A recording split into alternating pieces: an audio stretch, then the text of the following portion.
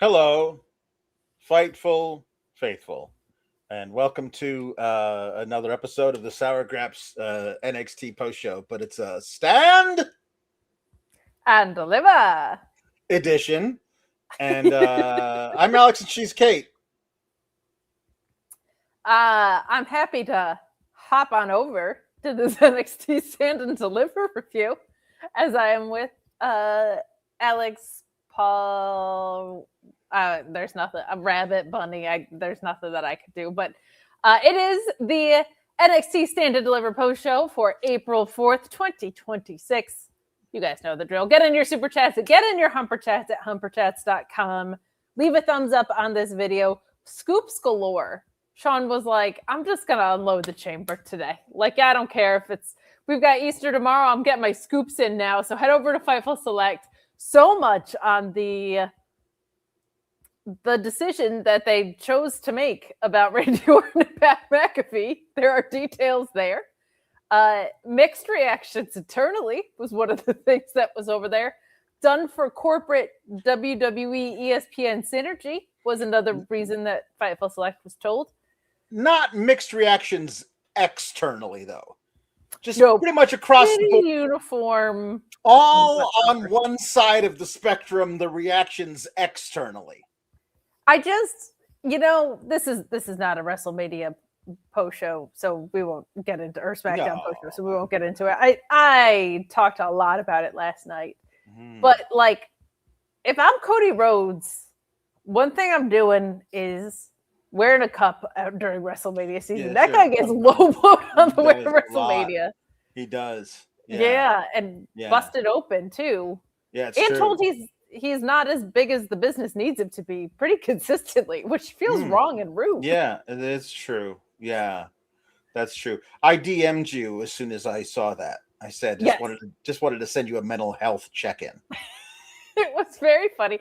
There were people in the SmackDown post-show chat last night calling for you. They were like, where's Pulaski at? Like, it was very funny. And I was like, people on the Discord were like, are you gonna do an episode? Are you gonna run on Kate's episode and talk about what? My man, if you think after that news dropped on Twitter that I am tuning into the show, no, I'm good. I'm good on my Fridays. Like, as far as being sour on things, it was a big, I got this cleaner moment. Like, I was like, I don't need Alex's hand to hold me through this one. Like, I know all the reasons that this is very, very, very, very, very bad. And even Cresta, who aims for all intents and purposes to be absolutely delighted, was like, what are we doing? But, as we segue to Stand and Deliver, normally we're like, how does Stand and Deliver stack up against the rest of what's on Mania weekend? And this was not on Mania weekend. So it feels out of place. And there was a lot of booking I didn't like. They got the biggest thing right, which was important in my estimation. But it just feels like it didn't have the Zaza zing of like the biggest show of the year aspect to this. Like I didn't get the like this version of Johnny Gargano. Beating him clean doesn't feel like a big deal. And that should be like a big moment for Myles Borne. Lola Vice winning the NXT championship didn't feel like a big moment, which bums me out on this. And even feeling lackluster, it still has a chance to be the best show of WrestleMania weekend, because what the hell is going on the main roster?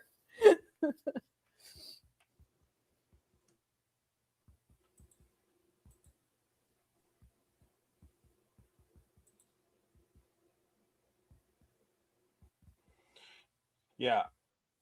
What even could any of that be? I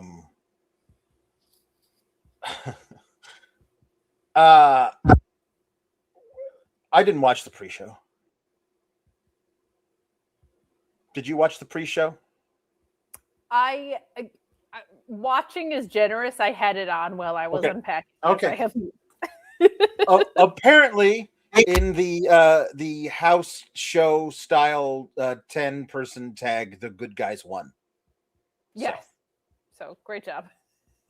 Off to a phenomenal start. Yeah, the birthright roaring down the aisles, just coming in hot. they are being booked like the dogs in AEW. So, well, even better than that, I was like, wow, they just chose not to learn the lesson of what they did with Dark State. Yeah. Important and like it's taking over in some way, and they just had them lose in the same way that they had Dark State lose. Not that it was as violent as Dark State, or not that it was as put on notice of a moment, but it's like you're once again creating this heel faction and then just immediately cutting the legs out from under them. Like the dogs is probably a better comparison, but I just feel like NXT so often doesn't learn the lessons, and then this was also one of those times that they did not learn the lessons. Yeah. Even the fact that your like big new hot sexy faction is on the pre-show kind of tells you something, right? Like we're not doing great. Yeah. No, it's early yet. We got to let it play out. We got to let Mustache Ponytail play out. You know what I mean? Mustache Ponytail's the bright spot of this, which is great for him. It is. It's better than not being. So It's that's true. good.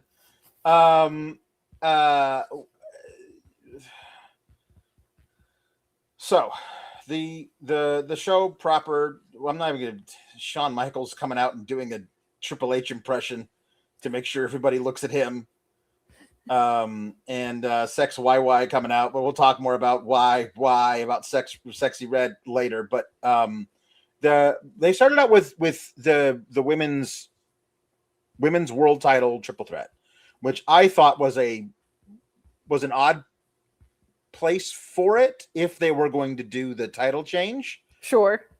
And then I saw the entrance for Jacy Jayne as she walked down the hall, and like green screen to the sides of her were like clips of her winning the title and retaining the title a bunch of times as people there was playing the sound of people talking about how great she is. I was like, oh, this is I am leaving NXT entrance. Yes. So okay. Well, let's go, Kendall. Let's go, Kendall. Time to pull the trigger on Kendall Gray. She's amazing, fantastic in ring. She doesn't rely on shaking her ass to have a character. So I want to see Kendall Gray win this title because it's great. Lola Vice has had way too many chances. It's time for her to realize that where she is at her ceiling, and then that's cool. But Kendall Gray, we're moving her up to the top because I can't wait for those big time Zarya versus Kendall Gray matches. Those are gonna be amazing. And the match itself was really well done. They were doing a lot of good stuff. The stuff that was kind of smart, like the heels at ringside weren't ruining the match, but they were getting involved. They weren't like just listen, as I always say, it's a no DQ match. A triple threat is if the heel champion has some hangers on who are going to be at ringside, they're allowed to beat the challengers with lead pipes for the entirety of the match, and nobody can stop them. So they should do that. And then they never do. But I kind of like that they were getting involved. So it was nice that was happening. But what I would always say is I kind of want them to come out thinking we're going to get involved the entire time. Like coming them out with a baseball bat or something. And the first time they get involved, the referee says, you're out. But it's no DQ. It's my ring. I'm the ref. All of you get the hell to the back. And I kind of want that from my triple threats, but you know what I mean? It's not the way that I would prefer it, which of course is that they use machetes. Of course. This is the other thing. Every time it's a no DQ match and Corey Graves is watching it, somebody will use a weapon and he'll say, legal as a headlock. It's legal as a headlock. Yeah. And I just want somebody to use something like if Tatum Paxley were to bring out the chainsaw, legal as a headlock. It's legal as a headlock. In a match like this, book, it's legal as a headlock. And I want somebody to actually use a weapon, an implement. But they never would in this particular company. But what if mob version Tony D just shot people? That's how they went to the main roster. He just was like, legal as a headlock. And legal as a headlock. Legal as a headlock. In a match like this, legal as a headlock. They're like, but a felony. You know it's a felony, though. No. But they all sign waivers before they get into a match like this. You know what I mean? They signed the contract. One of them got put through a table afterwards, but they signed the contract. In the contract, check the fine print. If I get shot during this match, not only is the company not held liable, but also the man who shot me, no charges will be brought because, you know. I don't want to get us in further trouble on our YouTube channel, so we probably should move on from those thoughts. But the pop gun, you know what I mean? Like one of those, the cap gun. That's what I'm talking about. That's what I meant. Yeah, I don't know. Just in case they're using AI to scan this, I want you to scan for me saying pop gun. Water, Nerf. Cap, yes, Nerf. Nerf, yes, Nerf. A super soaker. That's what I'm talking about. Which is a regulated item. A water pistol. So, I did appreciate that the heels at ringside were getting involved, but not too much. Until Ren decided, you're leaving. I'm gonna beat you up, and you're both gonna leave by yourself. She does this, and so then Jacy's left there by herself.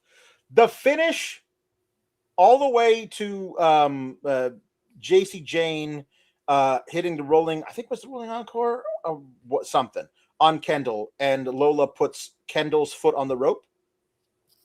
From that point on was a masterclass of timing and near falls and great stuff. Awesome. Jacy Jayne ends up Kendall is doing something to Lola, but Jacy runs in, hits the rolling encore on Kendall, knocks her out of the ring between the ropes, turns around to a spinning back fist from Lola, and Lola wins. And good for Lola. Good for Lola. And the problem is that Lola wrestles on this program. So I'm already dreading the production of this reign. Yeah. Because during this match, like if Jacy Jayne is truly gone and going up and she's done, like Booker T has to throw his overpraise at somebody with a title. You know, he's like, what more can he possibly do to thirst over Lola Vice than he already has been? You know, he has to take it up several notches from here. Like the ging in the corner when she does her running butt to the face after she professes her Latina-ness, and she runs a running butt to the face and the people in the corners. And he goes, ging, ging.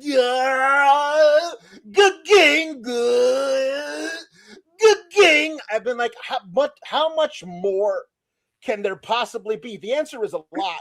He'll find levels to take it to that he hasn't yet. Somehow that man has unheard of levels that he takes things to. I just wish that so much of her time in NXT had not been reduced to dancing butt. Sure. Like she's just a dancing butt. And that's the thing, is she's more than that. But for so long, her entire character was, I'm a dancing butt. I also do MMA, and I'm Latina. However, mostly dancing butt. And they've tried for a while to get her out of that, but it always somehow during the match and then after she wins boils back down to dancing butt. And the post-match celebration backstage with Sex YY does not give me confidence that they're going to get away from her just being a dancing butt, because she and Sex YY both did dancing butt together while Sex YY patted Lola on the butt. And to that I say, why? Why? Well, it's in her name for you to be asking why. So I thought the match was fantastic. The only things that felt Stand and Deliver were what book ended the show, which are the things that you want to get right. So kudos to them. I also just want to take a moment and say, like, congratulations to Jacy Jayne. It sure feels like she's getting called up. It sure does. To And your point she's earlier, had an amazing career in NXT. Really, really cannot be said enough. The idea of Vic Joseph says she could be considered one of the greatest women ever in NXT. And then Booker T just screaming, "Is that even a question? Is that even a question? Is that even a question? Is that even a question? Is that even a question? Is that even a question? Is that even a question?" And Vic Joseph goes, I wasn't a question. I was stating it. You say I don't give her flowers enough. Is that even a question? It's just too much. It's just too much. it wasn't even an interrogative statement. And if there's anything that this show appreciates, it's subtlety. So yeah, it would be nice if he pulled it back a little bit. I think we were not the only people that felt like the beginning of Jacy's run was going to be very transitional to Blake Monroe. And we had said, like, they have done nothing to establish her as a champion. And she has showed up. And to their credit, they wrote it. Like, even with this stable that was playing the numbers game so much, she did a really good job of making it feel like she was a champion. And I'm happy for her that she was able to showcase what she could do through before this title reign. So very goofy periods of NXT. Let's be so for real in the 2.0 era. And you know, her potential is very clear, and that's a lot to do with her being able to find ways to showcase that through the ups and downs of NXT. So I'm just very, very happy for her. Lola, man, she's really, really good in the ring. She's really, really good in the ring. I wish I could be here and say like I'm so excited about this because she's really strong in the ring. But I much like you don't have a ton of faith in the creative because I have so many months and years of them not writing her a character. Like it's tough. They have clearly made the statement that they will use title reigns to try and figure that out with you along the way. Like Jacy, like Tatum, like Izzy. These were not like, man, I won 20 matches and I'm finally getting my title reign. Like, that's not the way they do things around here. So hopefully it's a case of the title makes the woman as well because she's very, very skilled. I'm even more perplexed by the booking decision that comes later with Sol Ruca and Zarya because it would feel like Zarya would now start to crush people. And maybe she will. Maybe this loss will send her off the deep end. But it would feel like she would be coming for Lola Vice, and that could be a really fun in-ring series of matches. I just hope that they see Lola's potential and that they explore more with her because we simply haven't had that. Kendall Gray is amazing. I thought she was a good walkout champion. She will someday. They have plenty of time with her. She's very young and very, very good. And I look forward to seeing what's next for her. But they really, and Lola's been winning a little bit, but it just doesn't feel like they're going to have to do a really good job over the next few months, making this seem like the right decision. And that's not on Lola. That's on them of like, there's so many different directions they could have gone. They could have gone and made this Sol Ruca Zarya match. They could have gone and made this Jacy Jayne fights her own faction. They could have gone in so many different directions. So for them to convince me that this was the right one, they've got some work to do, and they can do it. It's just will they? So congratulations to Lola Vice. I enjoy her work. I hope that they showcase her in a way that makes her feel like a champion moving forward. Yeah. Greg Cherry says that women's title match might be a favorite match of mine for the year. Excellent job by all three ladies. I think Kendall Gray is it's so rare that you have a woman in WWE whose character is I'm a really great wrestler. Yeah. Too rare. It's really rare. Like I'm trying to think of another one. Like, there are great wrestlers, but they also have characters. Like, they're the mean girl, or they're the goth chick, or they're the The they man have was probably the closest.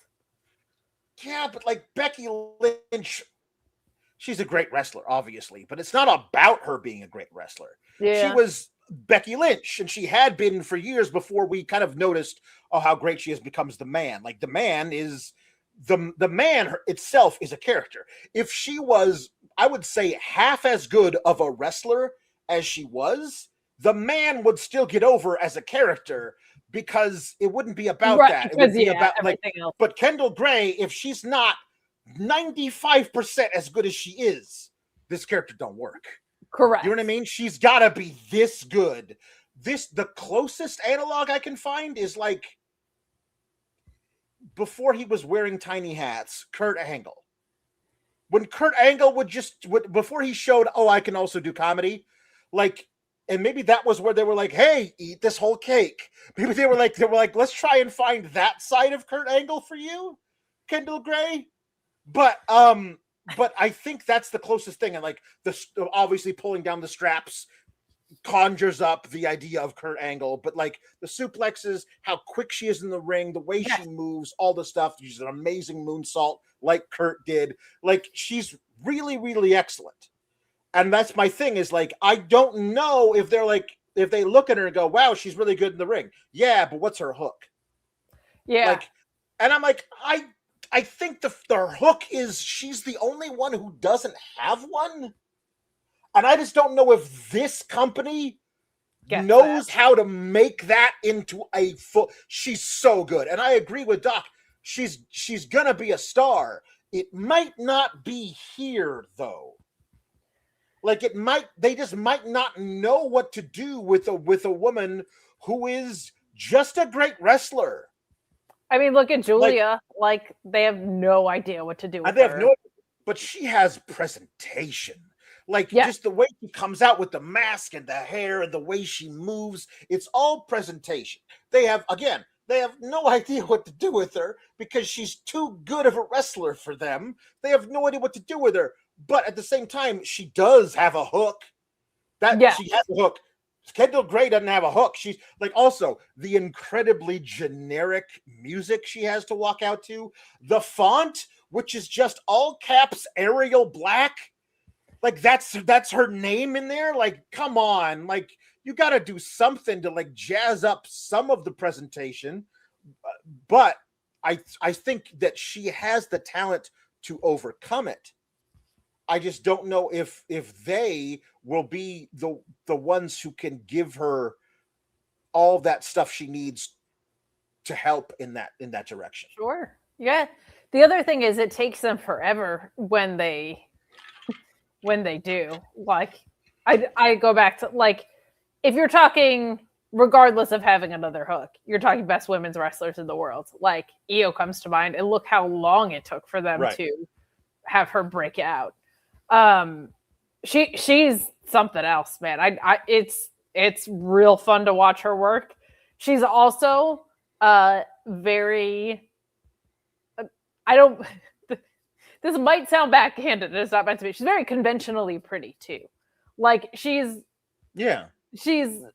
just like she is.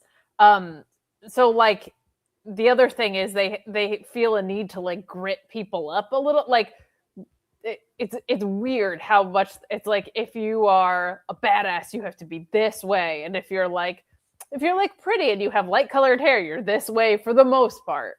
Or you're a mean girl on the in between. So I hope that they don't try and make her like something lighter than she is because she's pretty. Like, that's when you refer to cake eating spots, that's what makes me nervous. Is they're like, they think sometimes or they present sometimes, if you're just really good at wrestling, that means you're boring, and that makes me very sad as a wrestling fan. I think that's a huge bummer. It's like, oh, well, what else is she? And it's like, maybe one of the best women's wrestlers on the planet. Like, what's wrong with that on a wrestling show? I do think the Ren QCC stuff is good in that it lets her stay in that dynamic and be offset by something. So that's good for now. She has a really, really bright career ahead of her, though. I agree with you. Like, it'll be interesting to see. I don't think we've seen anybody come up through this system that it's not like, and then they go to the main roster. Like, she's someone that could go to Stardom if she wanted. Like, she's someone that could go and probably anywhere she wants.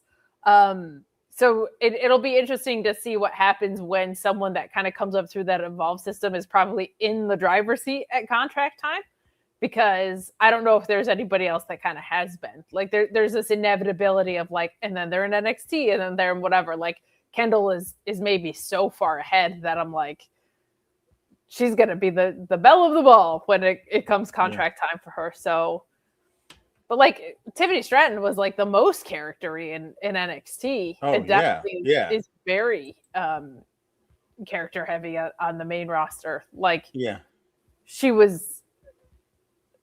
someone who in 6 years is light years ahead of where she needed to be. But she's man, those initial vignettes for Tiffany Stratton, I'll never forget. So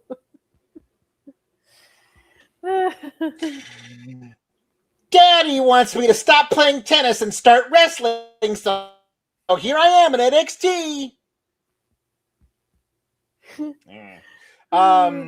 So hey, there was a vignette for Callie Armstrong, who's coming from Evolve. Like, she's been not in Evolve for a while. You guys have been waiting a long time for this.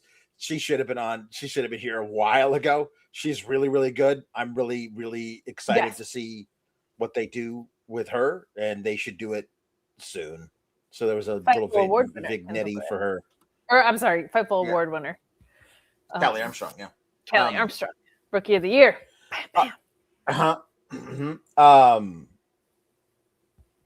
So listen,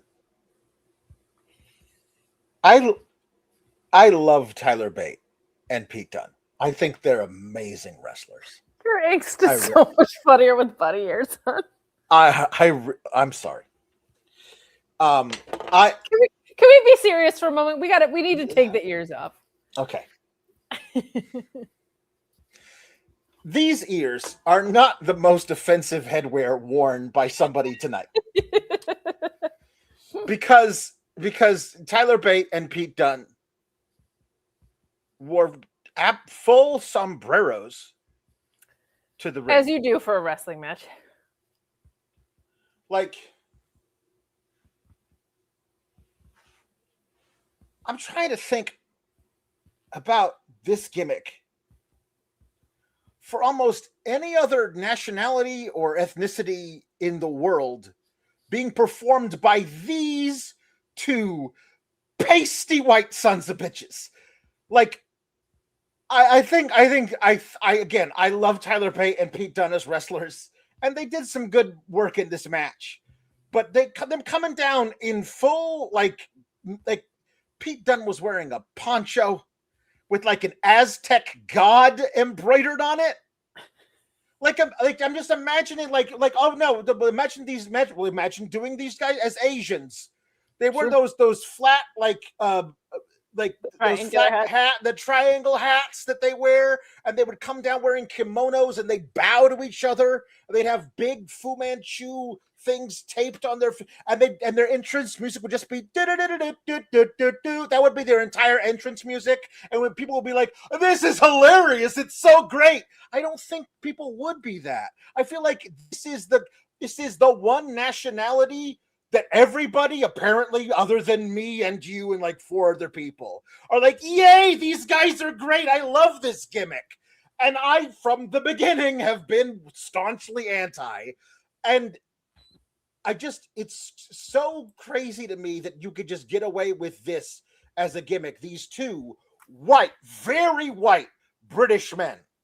And again, man, this is like, we crack open a history book to find out the British Empire and their toll taken on cultures all over the damn world. They got a whole museum there that's full of shit they've stolen from every country you could think of. Like, the idea of it being two British guys is even better. It's impossible for me to believe it has gone on this long. And that also they've gone from being the I don't know, like the jobber toadies of this guy that we hate on the main roster to being like fan favorites. And I don't know if it's just the NXT crowd who were cheering for Bate and Dunn in the masks, but I cannot separate these two great wrestlers whom I love from this god awful gimmick, including the masks. Like if it was just those two guys against Vanity Project, against Swipe Right, against Ricky Vapes and the guy with the hair, like I would love this match exponentially more. Like it's incalculable how much I would love this match more than having to watch these guys do this gimmick in this outfit. So the Vanity Project wins. They cheat to win. There's some dumb stuff where people take the fake steel plate, and at one point it winds up in Ricky Vapes's trunks, and then he gets crushed on the top rope, and it hurts some more. All right.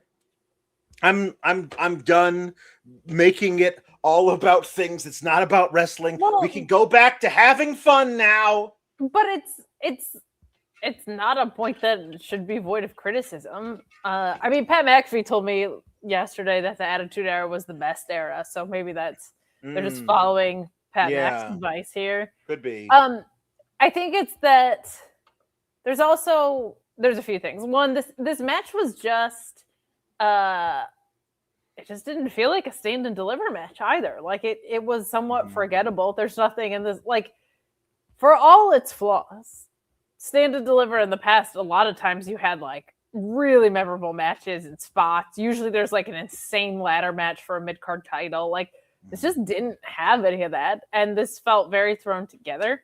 This is so funny because I've brought this up a couple times and was gonna again like, oh, thank God we dropped the Butch stuff so that we could, like, it feels like it went from insulting and then like Ludwig Kaiser got a hold of it and it got super over in Mexico because he brought an air of authenticity to it.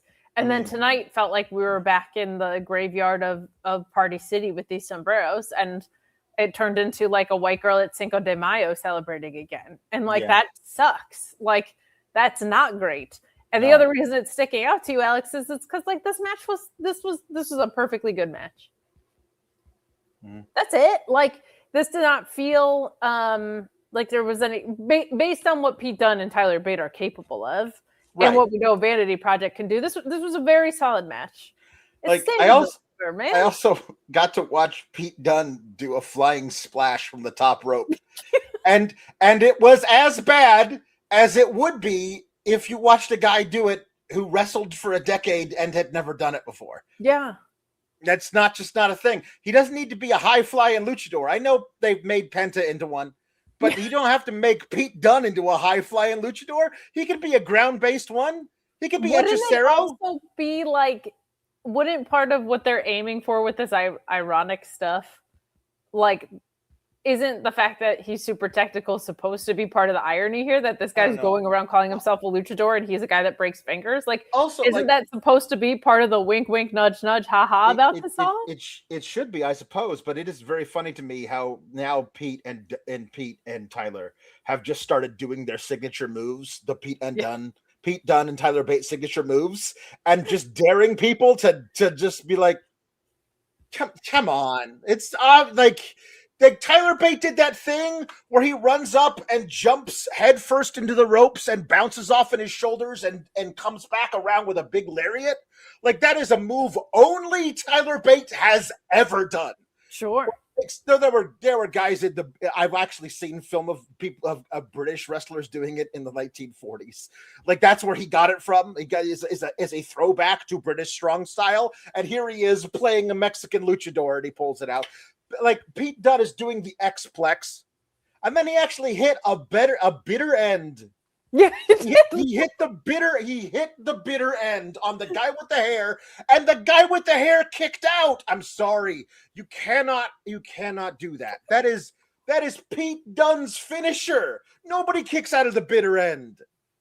Like the guy with the hair kicked out. The guy with the hair kicked out. In a world where we have so many bald wrestlers, man. Hey, Alex. Yeah. I'll tell you where you don't want things to come to a bitter end, and that is in the bedroom. If you're a lady or a fella, really. Right. Yeah. If you're a lady or your fella or that person that sends you an eggplant emoji at 2 a.m. is ready for better sex, well, then darn it, you should be too. And that's where Blue Chew comes in. Okay. They have been on a mission for years to get you bricked up, build your confidence, and help you actually perform in the bedroom. No better ends there. Maybe you'll be trying some high flying stuff. I don't know what you're into, but their new arousal boosting formula, Blue Chew Gold, is helping millions of men have better sex in 2026. While most ED meds only focus on blood flow, Blue Chew Gold goes further by combining 2 ingredients for blood flow with 2 ingredients for mental arousal and connection.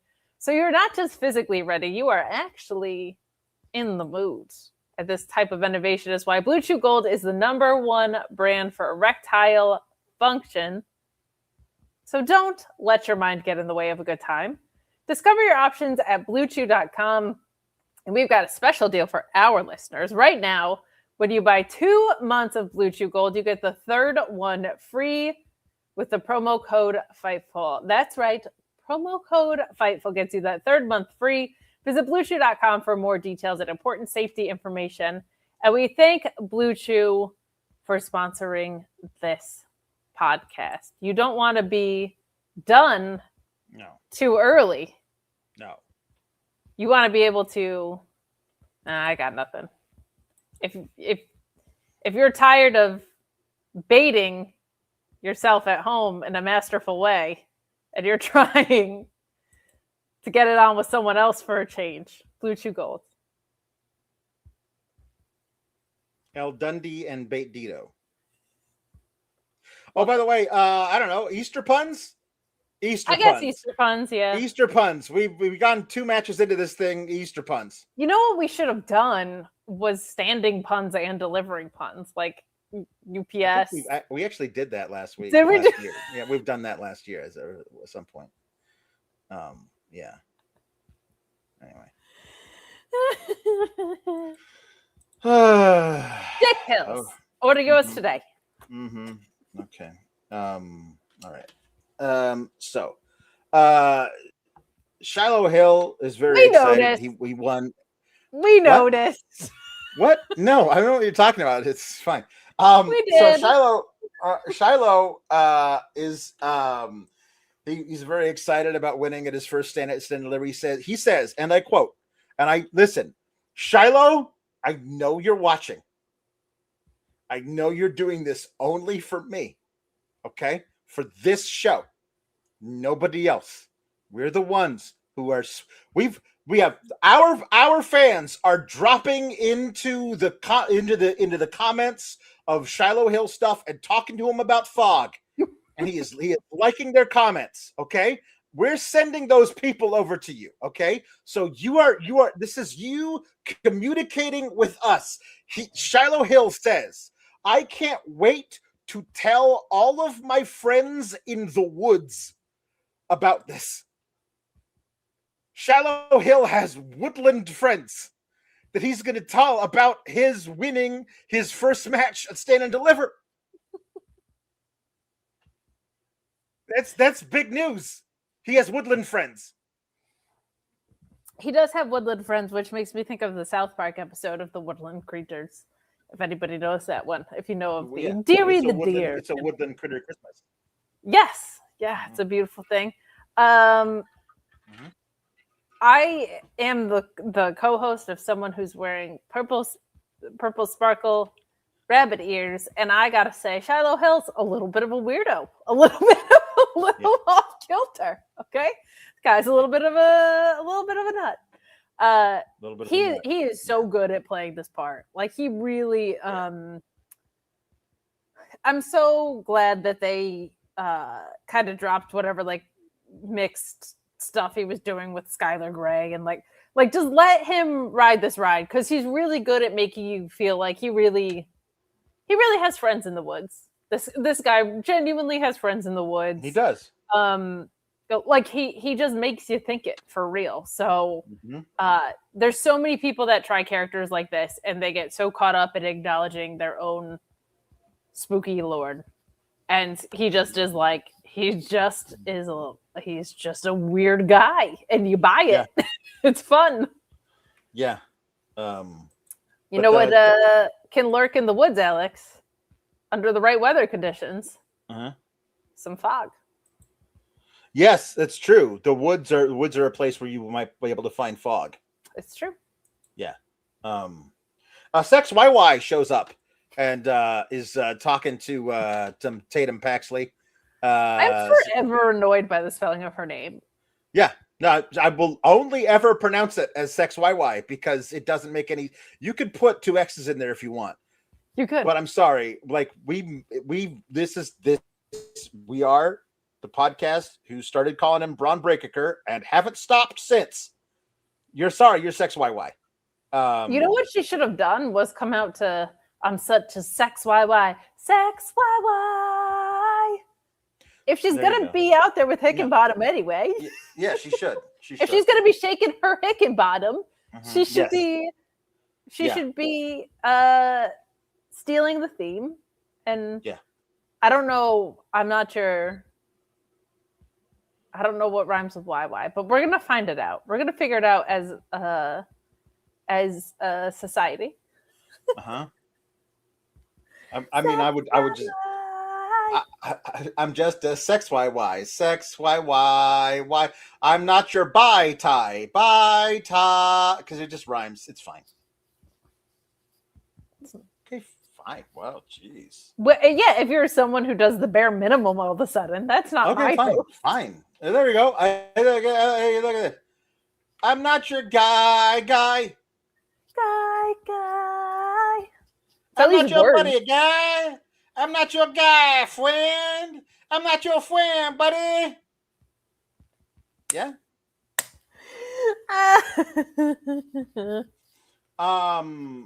And Ricky Staines is like, after I win, you don't hang out with these weirdos. Hang out with me after I win the title tonight.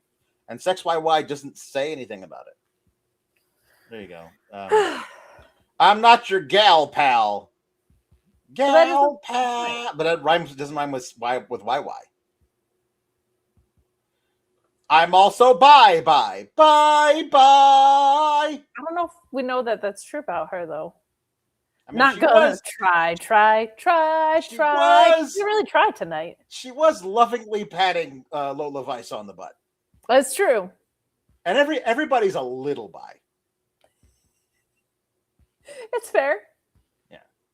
I'll make you cry. That's possible. Hey, you don't. The creative wellness try. Something that made me cry is man, this company does not think that Zarya is good. What the F was this decision? And here is the one thing I think this might be because of what, and I guess I'll talk about it later. This match, they had Sol Ruca, not Zarya.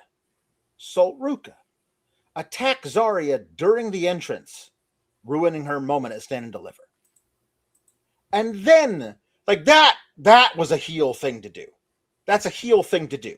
Correct. The heel of the 2 friends who have turned on each other and are fighting in the big match, the heel is the one that attacks the babyface on the babyface's way down to the ring to gain an advantage. I'm like, okay, well, it looks like you picked Sol as being the one that we should be rooting against. And then they had Vic Joseph, who is absolutely the voice of everybody in Gorilla. Like, the voice of the company goes through Vic Joseph.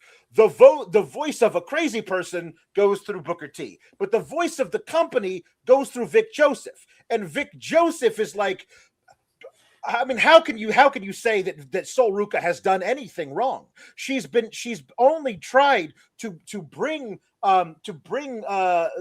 as she's risen through the ranks, she's lent a hand to Zarya and pulled her up with her. How can you say anything bad about Sol Ruca? Sol Ruca has never done anything bad in her entire life.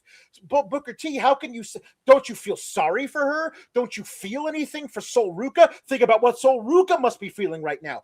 Over and over and over, he was laying it on really thick, which is weird because Vic is not thick. Vic is thin. He's very thin. He's a thinner dude. He's slender. He is a rail thin man, but slender dude. The match was good, but it felt like the first of a few. Yes, to me. The finish was like with Sol on the outside. Sol catches Zarya with a soul snatcher on the steel ramp, and then very quickly afterwards catches her with another one in the ring and rolls her over to pin her, but Zarya kicks out. I was like, okay. Well, you don't do that in a match Zarya's gonna lose. That's insane. And then she hits a big spear and does the F5, and Sol Ruca kicks out. And I was like, okay, this is confusing. But then they do the thing where they're looking at each other, and Sol's like, I didn't want this. Please, I don't want this. We should go back to being friends, please. And Zarya looks like she's actually thinking about it, and then she shakes her head no, repeated headbutts, hoists her up on her shoulders, and goes to the top, to the second rope, to do an avalanche F5. And I'm like, yes, do it. Hit it, and it's over. And Sol Ruca immediately goes to the main roster because you know they want her up there. And Zarya can be the new big bad heel coming after Lola Vice. Kendall Gray is her rival for the title. There's a lot of cool stuff there. Kelly Armstrong probably fits in as well. Cool stuff. But then Sol fights out of the being on her shoulders at the top. And I literally said this out loud as a mantra. I was manifesting. This is what I was manifesting. I was looking at my TV as Sol was fighting out of the second rope avalanche F5. I just repeated this over and over and over again. Please don't be this stupid. Please don't be this stupid. Just please don't be this stupid. Please don't be this stupid. I just kept saying it. And I realized I should have just picked up the phone and called him. I just picked up the phone and called him. I picked up the phone and called him. But obviously he wouldn't have picked up because he's in the middle of producing the show. You know what I mean? Like we Did talked he try and call you? It was off the hook again? No. It's on the hook right there. I did not get a ring. No ringy dingies. But I talked with him earlier. I thought everything was going well. You know what I mean? Sure. But he was very excited about Sex YY. I don't know. He's like, I'm gonna shake my Hickenbottom. Huh? Sure, of course. She'll love it. And I'm like, yeah, maybe she will. Anyway, so Sol Ruca, they were the stupid. Sol Ruca fights out of it and hits a giant X Factor off the top rope, and then another soul snatcher and pins Zarya clean. And I'm like, what? What? Why? Just what? Why? Why? Sex YY. Sex YY. And then afterwards, when they're interviewing Sol about the match, and it's her toughest match ever, Izzy Dame comes up, and Izzy Dame says that she's like Sol says I'm going to come. I'm going after. I said I was going after gold. I'm going after the women's world title now. And Izzy Dame shows up, and Izzy Dame says, I'm also going after that. The great Dame gets what she wants. Easy, Judi Dench. This is not you. So Oh, Izzy's up in here thinking she's Judi Dench. Come on. Yeah, no, I'm Have sorry. you No. seen Judi Dench throw a big boot? The biggest. So Izzy Dame and Sol Ruca have a match made for NXT on Tuesday. And there's two options here. One is that match isn't necessarily for the number one contendership, but it's, for all intents and purposes. And Sol loses that because Zarya can't let it go and attacks her and costs her the match. The other option is this, that they want stars. CW wants stars in NXT. They might not have anything for Sol right now, like as an actual thing to do. And NXT needs people to be there that people are going to tune in and watch. And they've already shown you that they don't consider Zarya to be that because they're bad at this. Which is so funny because if you're who stops you, not saying Sol Ruca doesn't, who stops you in your tracks more when you're flipping through channels than maybe anybody else on the roster? But here's the other thing. Maybe Zarya's getting called up. Maybe they have a specific thing of her being somebody's heavy or something. They have a specific role in mind that fits Zarya that doesn't fit Sol Ruca. And so you're not bringing her up you're going to bring her up slow because we don't think she's all that great because we're blind and bad at this. But there was so many easy things to do. You have her attack Sol Ruca before the match, not Sol Ruca. You have her that's the reason Sol Ruca loses. That's her protection on her way out. And then you have Zarya during the match blatantly cheat. Gouge an eye, do something behind the ref's back, use an exposed turnbuckle. I know that Blake used it later, but tell that agent they don't get to use that spot. It's used here. And she cheats and she wins. And she ruins Lola's celebration on Tuesday, F5's Lola through a table with a cake on it, and immediately Kendall Gray comes out and eats the cake. And then Zarya says, I'm coming for that title. And you immediately start her as this big bad heel coming after this title. All of this is so simple and so easy to do and would be so good. That's the reason they can't do it, because they suck at this so bad. It does not make any, unless the idea is we need something to anchor whatever the next PLE is around, and that is the rematch of Sol Ruca and Zarya. Or even the blow off. I could see that being 3 of 3. Oh man, it's so upsetting. I was saying this in the Discord. Of all the women on any roster of WWE that I feel like needs to just count down the days until their contract is up and jump ship, it is Zarya. More so than Julia, who, even if they don't know how to book her, at least they put titles on her. You can't say that about Zarya. Even more so than Bayley. Bayley is so much nearer to the end of her career than Zarya is. Bayley would be my number 2. But Zarya has her whole career in front of her. Do not get roped into signing a 5-year deal with this company that thinks you are a mid-card at best. She is so much better than this. And they continue to show us that they do not believe that that is true, which makes them so bad at their jobs. I feel a few things. I feel like this is going to be a trilogy. And I think maybe Sol Ruca's not getting called up until SummerSlam-ish. Because the way that this was laid out too was very much they both kicked out of each other's finishers because we know each other so well. It did not feel violent enough for how much these two have been, the resentment that we were supposed to believe these two have had, building and building and building. It did not feel like we got there yet, which makes me think that this is the first chapter. MD Cyclo asking if Zarya is the new Ember Moon. The other thing with Zarya is I feel like they think that we can just heat her up anytime because look at her. Look at what she can do. But when you have her give the promo she gave, was that just 2 weeks ago? Yeah. So like vulnerable and emotional and affecting, and then you followed up with like this loss. I'm sorry, that just sucks.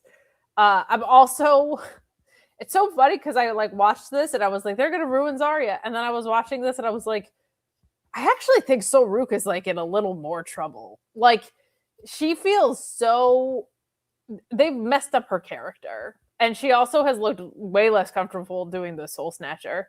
But like they genuinely don't know how to write shades of gray without making a face do heelish stuff, because this is rampant with Cody Rhodes too. Like, they don't know how to make faces do things that feel layered without them doing things that just like someone who's not a good person would do. Like, absent of any context that isn't like cheating. Her attacking her on the way in is just heel 101. That's some straight up nonsense. And I thought with this booking, I actually had the thought like maybe Zarya is getting called up. I had that thought too. But I also thought this was very much like a chess move of like, no, Soul's the good person. We want you to be excited that she won. Like, if Zarya won and got this huge reaction, they'd be like, no, she's going up to the main roster as a face though in a couple months or a couple weeks. Like that this booking was a chess move to, because they do that shit all the time on the main roster of force feeding you who you like. We've decided for you. Right, but like if the crowd is wanting Zarya to win the match, and then they show Sol Ruca win the match, it doesn't make them like Sol Ruca now. No, but they don't. It makes them turn on her even more. This is what they do. It's what they do, Alex. And it feels like we're looking at it through the story lens, because that's what we're analyzing. I think they are looking at it through the Soul's getting called up and we want her to be a face and we want her to be protected lens. And I think it's really stupid. I thought it was a poor decision. I think it betrays the story that they were telling. I think it's a really weak follow-up after the promos we got 2 weeks ago from both of them. But this is also a company that had Randy Orton say that wrestling has more than one royal family, and he called Pat McAfee. So you can read more about that on FightfulSelect.com. But Alex, nowhere in the world does this decision make sense. And I can go anywhere in the world. Yeah, you could. Virtually, I could. Mm-hmm. With NordVPN. NordVPN.com/Fightful is a must-have for our viewers. Watch all of WWE's content with one Netflix account. Watch WWE shows that normally air on broadcast platforms on YouTube if they're missing from Netflix. Then get your AEW shows in a much more affordable package if you don't want to deal with cable and pay-per-view providers with that My AEW account. But save big now with NordVPN.com/Fightful and get 4 extra months. 30-day money-back guarantee, but you go there, you click Get the Deal, and the plans start at less than $3 a month. They go up to a whopping $6.33 a month on average, and include things like the VPN, email, phone, credit card, and national ID monitoring, scam call protection, 1 terabyte of cloud storage, a password manager, Nord Protect. It's got malware and browsing protection, everything you need to browse safely, securely, and affordably at NordVPN.com/Fightful.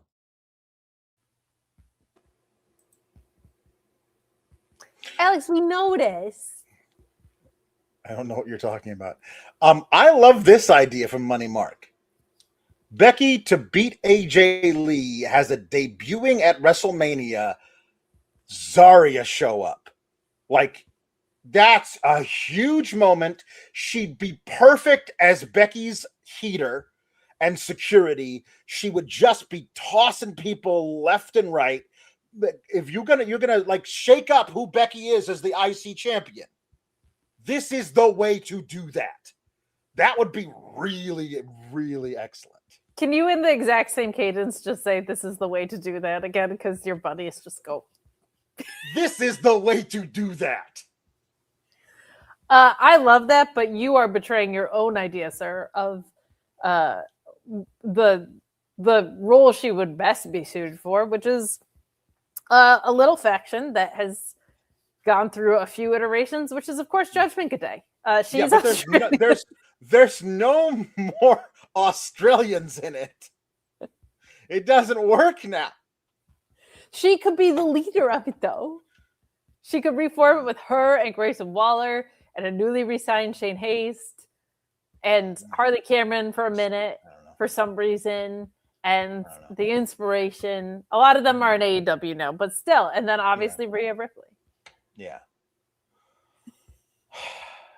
On a sincere note, that would be very, very cool. And that's one thing Becky hasn't really done in her very storied career to this point. She hasn't had like someone in that role.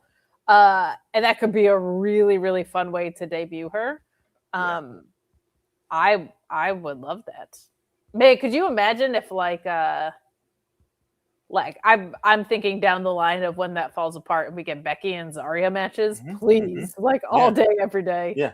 Like the thing about it is that when I always say, I usually use the shorthand, blank should be blank's Diesel. Yes. Because it worked so well. Sure. Because Kevin Nash as Diesel backing up Shawn Michaels worked so well.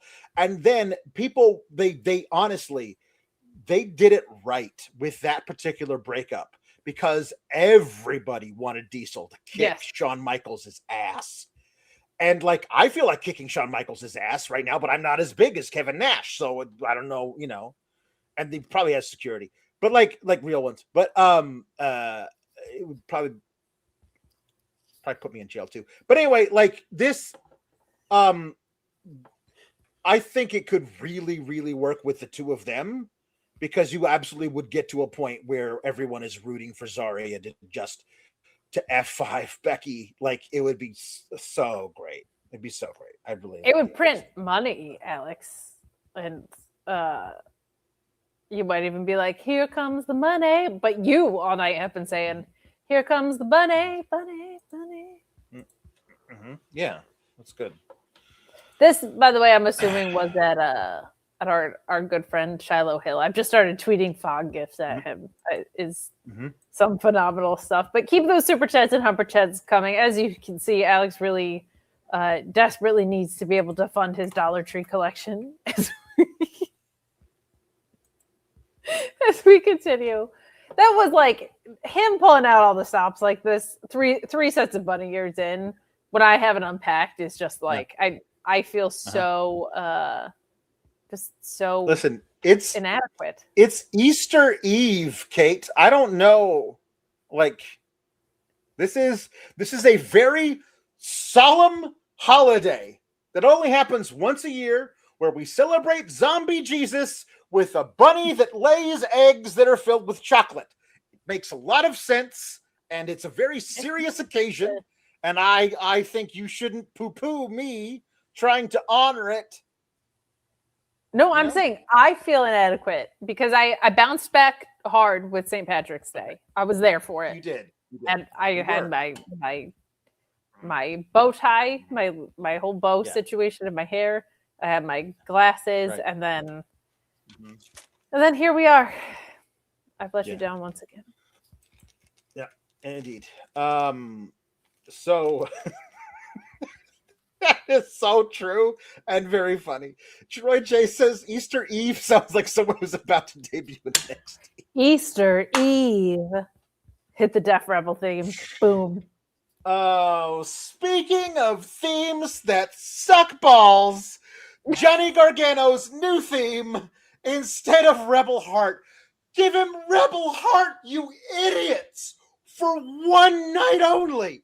Rebel Heart, like if Rebel Heart started playing and he came out, like how awesome would that be? And it would be an intimidation factor for Myles Borne. You still have Myles Borne win the match, obviously, but like it's Johnny fucking wrestling coming back to NXT, the place that Booker T was on one. He's like talking about how Johnny Gargano. It's not 2015 anymore. You mean before Johnny Gargano got there? Like what? What are we talking about here? So it's not yes, 1988 anymore, Alex, when he was born. It's also not 1776 anymore either. I don't know what as long as we're throwing out years that it's not. It's not It ain't 4000 the 60s. BC. I don't know. Here's the other thing about not having Rebel Heart is it's like this whole story has been Johnny Gargano is trying to find himself again, and he came to NXT to be Johnny Takeover again, and then like you don't have Rebel Heart play, and B you do have this play. It's just it's hello, it's 1998. You know what I mean? Like let's use our brains. The Yankees are going 125-50. Great year. Gargano at one point early in the match, like, does a drop down but planks. And I was like, I'm done. I'm out. I'm out in this match. I'm out. There's nothing you could do to salvage it for me. I know he's playing possum. It's dumb. I hate it. And Johnny Gargano tried really hard, but it just feels like a silly exhibition match. And it was good. And Johnny Gargano was very, very good. And he put Myles Borne through his paces. And I don't care. Well, it's hard to care when like the creative going into this, if you can call it that, for Johnny has been like jump scare. I thought it was Shiloh Hill coming on being all weird. Hi, I can't really hear you guys, but can you all hear me? Nod. Yes. Okay, great. NXT-ish related scoop that I don't have time to type up. An NXT veteran, at least. Alex Riley is imminently announcing that he's going to do another run in wrestling. Enjoy. You can't just pop on and drop a scoop like that in our laps. Now we've derailed the entire show. Now we got to talk about Alex Riley for the next hour. This is big news. Isn't he the person that ruined Zaria's life? I just know him as. Isn't he the one that like leaked those videos and He's the Mrs. Friend? I don't know. I don't remember. Who knows?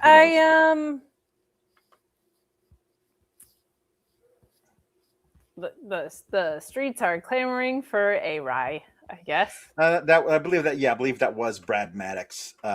So that was Brad Maddox. Okay. Yeah. Throwing accusations. At sorry. No, I genuinely thought it was.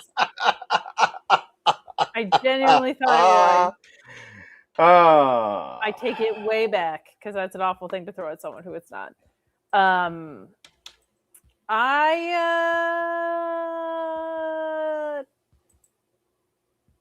Okay. Anyway, so Myles Borne wins with 3 Bourne barns. I'm not calling it the Bourne again. I'm calling it a Bourne barn because of it. It's a Bourne barn. He's doing a bad zigzag. I'm calling it a Bourne barn. So, listen, people. I said, "Isn't it?" because I wasn't 100% sure.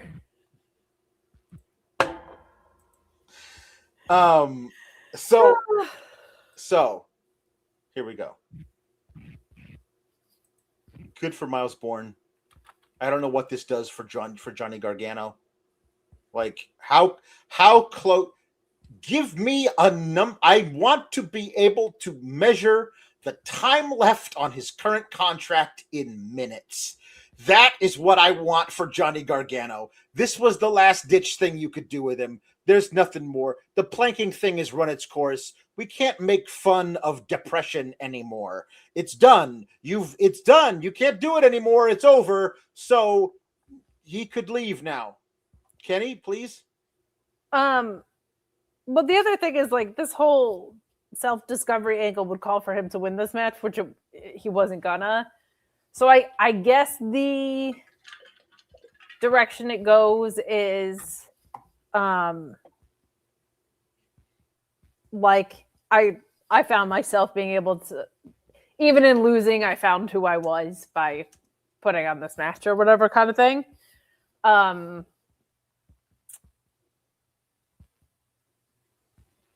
I all laggy again? I mean, I'm probably laggy. Which one of us is lagging, chat? Let me know. I have not found a permanent setup here. But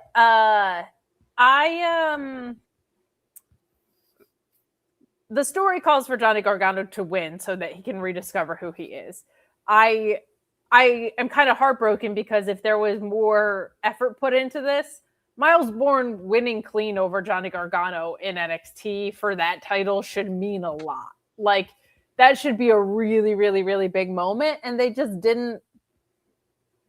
There was no Zaza Zing on this show, really. Like, this did not feel that different than a regular NXT PLE.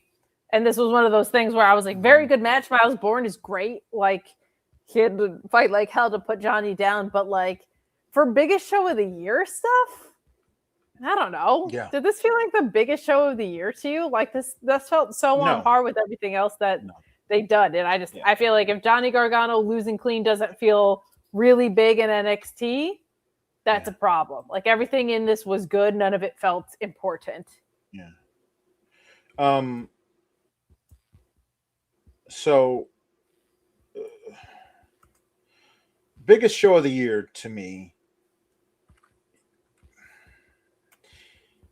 Last year, they did the last time they did Stand and Deliver on the day of, in a matinee, like 9 a.m. local time or whatever it was. They drew 7,000 people. Do you know what the attendance was for tonight? 1,700. Like, it's a big house, but it's a small venue. Yeah. Like, a lot of people showed up, as many people as you could pack in there, but you can't pack that many people in there. So we're going to do it at the right time for a show, 8 p.m. Eastern or whatever, 7 p.m. Eastern. And we're not going to do it in the PC. We're going to go on the road, but we're going to find a really tiny venue because that's all the people that want to, because you're not doing enough to build these people into stars, because all the top people left.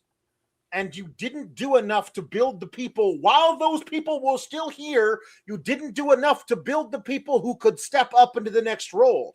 Like, say what you want about NXT during the 2.0 era, but like, when somebody moved up, there was another person ready to go. I mean, it just doesn't feel that way. It doesn't feel like it right now. And I don't know if they thought like, oh, well, we're gonna sell tickets with Johnny Gargano coming back, and I don't know if they did. But like, it just doesn't feel like a big show. It does not feel like a Paul White. And part of that was the build going into it. Like, none of this. There weren't even any stipulation matches. You know what I mean? Like, this doesn't feel like anything was. Yeah. Mea culpa, 1,800. I'm so sorry for that. That's 1/17th. Sure. Added onto it. So like, that's important. You could measure that. I think fractions. the errant accusations I threw out were probably worse than the one that you just did there. But I respect 1LT Photo for getting us the right number. There was just no like, an insane ladder match was a hallmark of what they did too. Like, there was nothing that felt like, whoa, about this. Like, that's that's a bummer. So, but I just don't know what, Oh, after the match, you weren't here because you were moving and you were asleep. And so on Tuesday, just asleep, guys. I fell asleep sitting up on my couch. This is what's so great. So here's the deal. Here's the deal about Tuesday. Here's how abandoned I was. Kate's like, I'm pretty sure I'll be able to get there. If I won't be there, somebody else will be there. I'll get with SP3. And SP3 was also asleep because where he is, it's 4 a.m. Yeah. So he was actually asleep because the next day he had things he had to do and he had to get some rest. But I was not told that there was going to be no SP3. Why was I not told? Because according to Kate was ready. Kate was going to be on the show. So there's no need to tell me that SP3 is not going to be here because Kate's going to be here. And Kate before NXT even started, says, wow, I'm tired. I'm going to sit down on my couch in my new apartment, and fell the F to sleep. And so I get here and I'm sending both Kate and SP3, hey, I'm going to start the show in like 4 minutes. One of you going to come? And it was just me by myself. And I just did the show by myself. But anyway, on that show, I predicted this exact thing, which is that Dion Lennox says, I'm gonna make something happen at Stand and Deliver. And the thing that he made happen that I predicted was going to happen is he probably just going to attack Myles Borne after Myles Borne beats Johnny Gargano. And that's exactly what he did. It was the most predictable thing ever. But what was kind of less predictable is that Saquon Sugars put some bass in his voice and an arm in his sleeve and asked, what the hell, dude? What the, like, you're out there making unilateral decisions about how this helps you out, but like, we didn't fly out here to watch you attack a guy to go for a singles title. We're trying to make something happen for Dark State. And Dion Lennox, like an adult, goes, you know what? You're right. I never thought of it that way, and I apologize. I'm going to make things right. And I was like, wow, that's really, really unexpected. I don't know if I like it when wrestlers are mature. Yeah, makes me uncomfortable. That's not the hallmark of how wrestlers operate, and in kayfabe or out of kayfabe, that feels weird. Yeah, I don't like it. Yeah. 0 out of 10 stars. I love this. As Pal Trap was like, we were genuinely worried about Kate. We just didn't know where you were. Guys, I have like post-show responsibilities too. Alex had to fight someone to pull the audio. Like, I didn't find anybody. That stuff got pulled on its own. I was like, I'm out. I did a 50-minute episode of an NXT review, and I went to bed. I was done. What that means, though, is I for 5 hours was asleep sitting up on the couch. That's insane. I messaged Alex at like 1:30 in the morning. My contacts were still in. It was bad. Yeah. Very funny. The SGS post show is the true NXT highlight tonight. Thank you very much, Orion Ben. I really appreciate it. So there was a student film that preceded Tatum Paxley's entrance to the ring. I enjoyed it. I didn't. If it was a Darby Allin film, I would not have enjoyed it, which is why I could tell you it was not. But they used AI, I'm sure, to make a Mariah May Barbie doll. Yes. But that was the only AI they used in it. And honestly, you got to grade these things on a curve, because the last video they did for a Tatum Paxley match was entirely AI with like thorny brambles coming out of her eyes and her drowning 100 feet under the surface of the earth of the ocean. So this was only lightly AI. It was only lightly slop. And I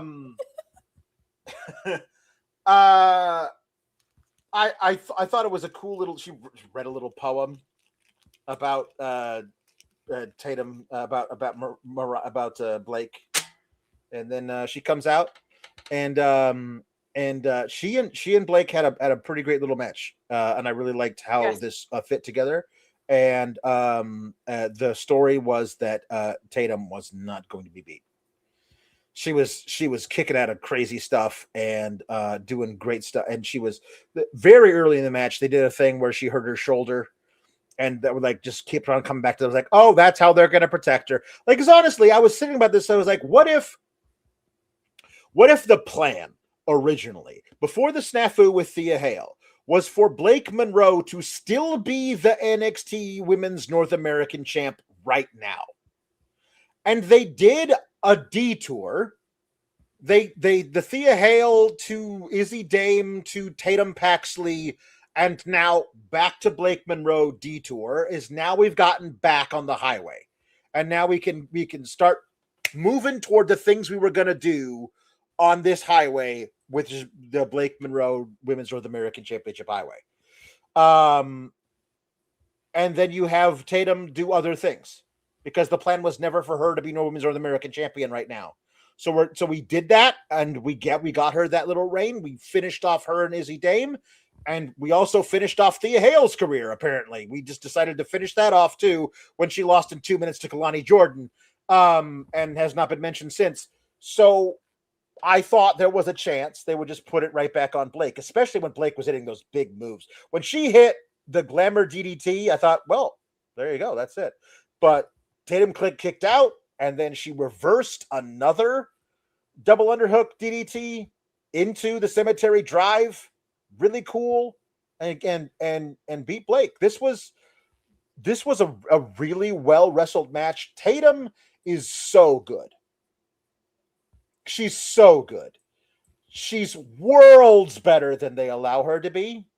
Like, and I don't know what the full ceiling is with the character and everything, but she's better than a lot of main roster women.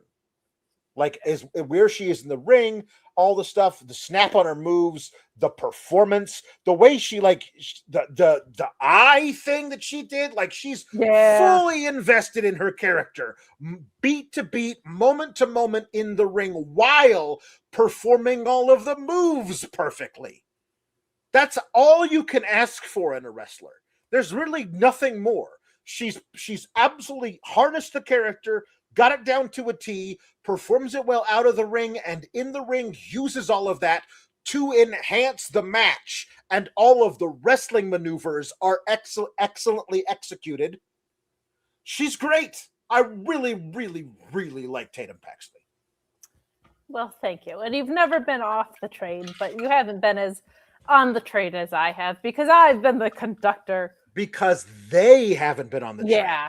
Because they insisted out of the blue, after not winning a match in a year and a half, she should be the women's champion. And I was like, that's not okay. You gotta actually do stuff with her.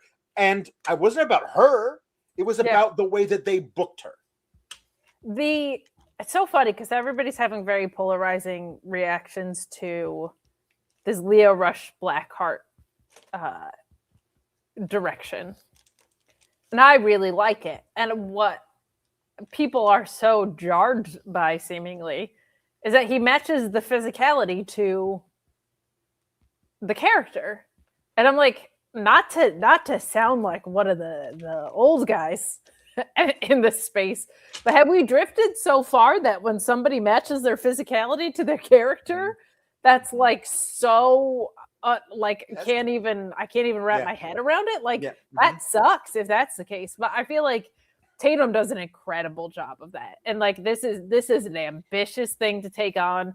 Today felt like I was like, yeah, a little Mick Foley in this one. Like she could not be put down, and she was being beat to hell. Kudos to Blake too for bringing the fight to her. Like I like when we get to see the glamour be violent like that. We got Noise 25 before saying that Tatum versus Blake was his favorite match of the night. They gave Tatum the Johnny Takeover treatment with how she kicked out of everything. LOL. Yeah, like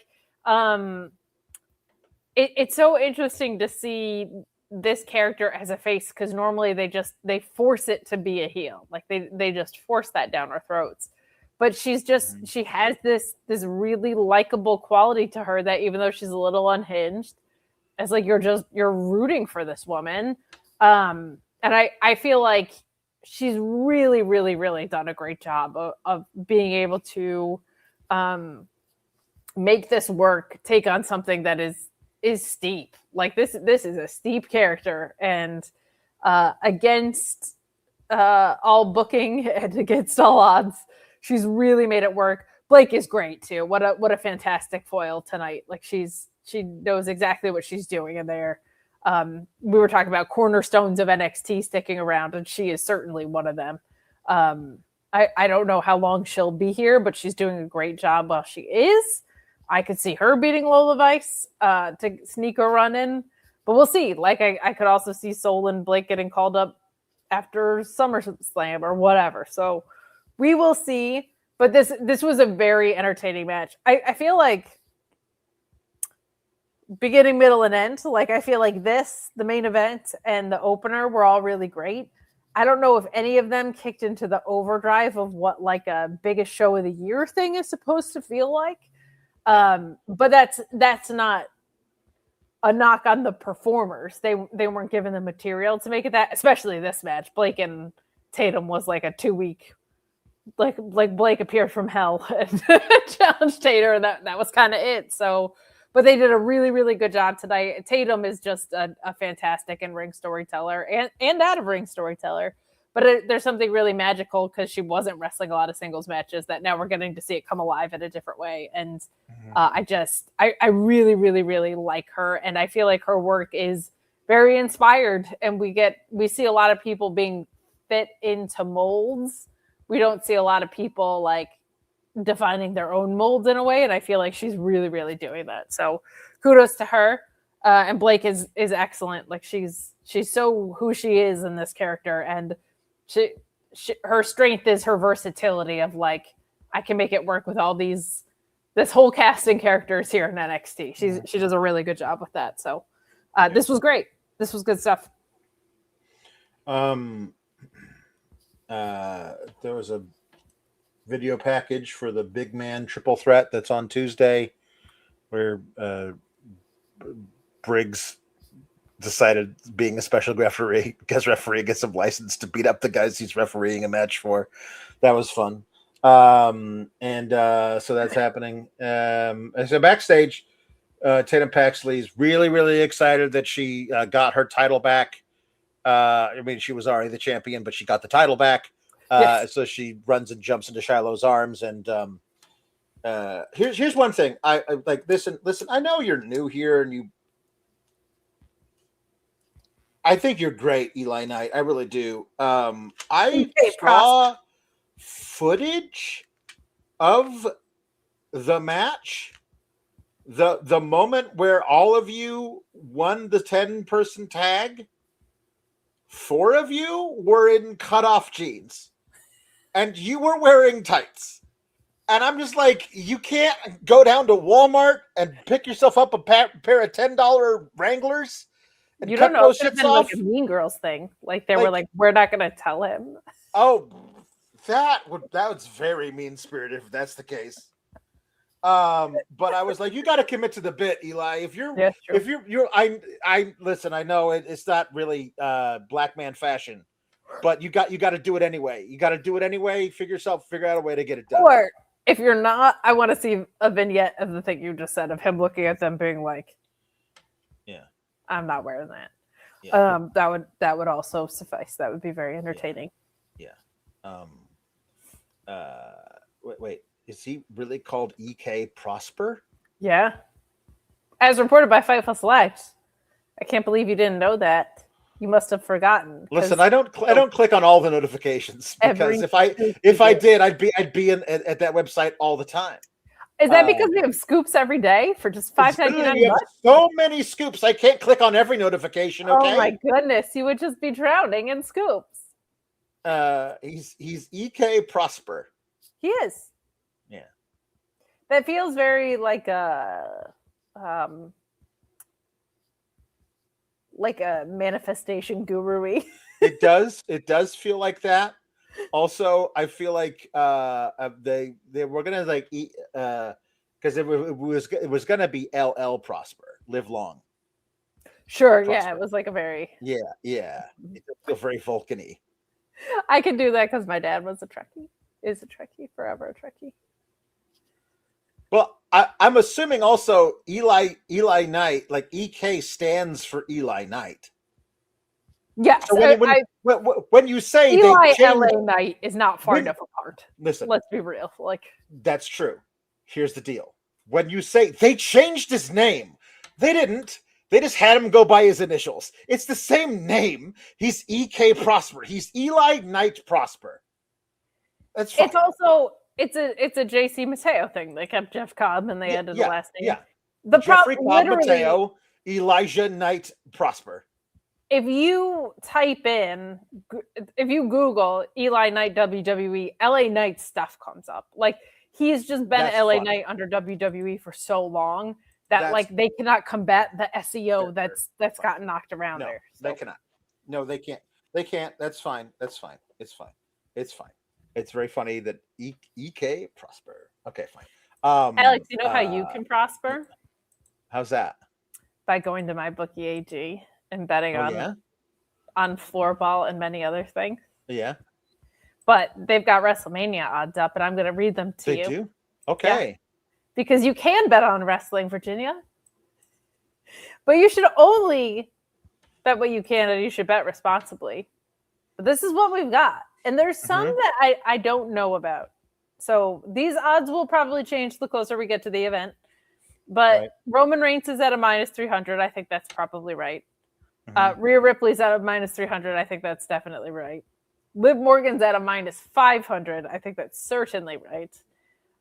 Randy Orton's at a minus 210 over Cody. That's an interesting one. Now that Pat Mack is involved, I don't know if that sways anyone's opinions, but there you go.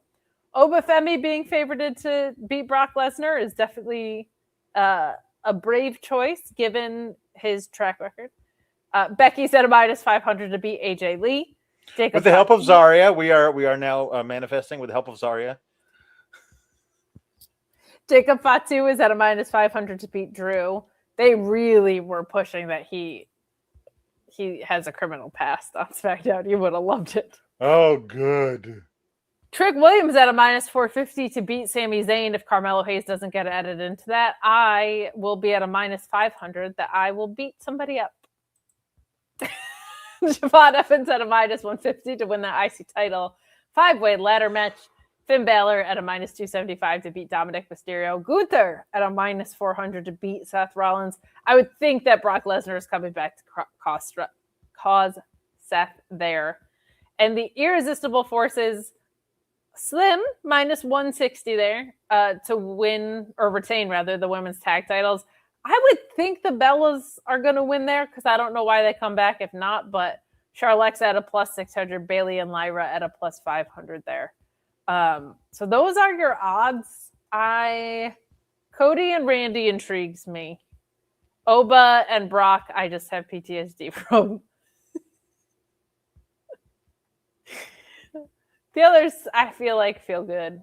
The Bella one is interesting to me because I think they probably win so they can get like a one last run thing in.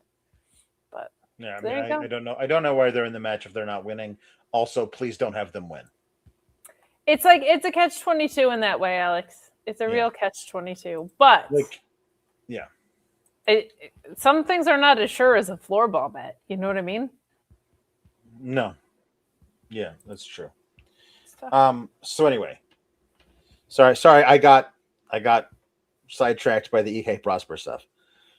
So they all go off to celebrate, and Vanity Project walks up, and they're going to celebrate. Ricky Vapes has a girl on his phone, and the guy with the hair asks if the girl has a sister. And then Mariah May, Blake Monroe walks up, and they're like, "Hey, we're really sorry that you lost your match. Is there anything we can do for you?" And she says, "Actually, yes, there is something you can do for me. Come on, give me a hairbrush. Like to brush your hair for you, or find you a hairbrush." And is that the thing that you want them to do for you, or is there another thing? Are you enlisting the Mega Twinks to beat up to I forgot their name, to beat up Tatum Paxley? Because don't do that. That would not be good at all. No, would not be good at all.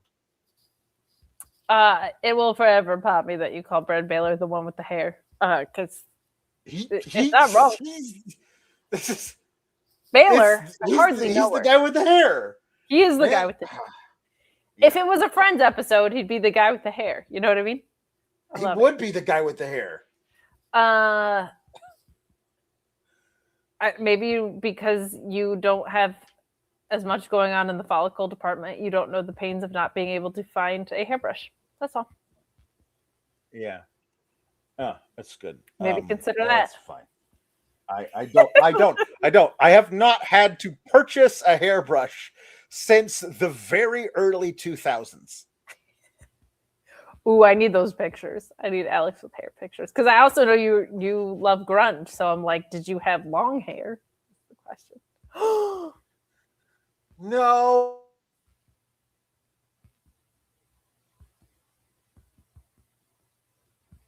I don't know whose Wi-Fi is frozen again. Young me, Okay. up until maybe middle school, was anyway. Young me up until middle school was very much a mullet situation, but that was the times.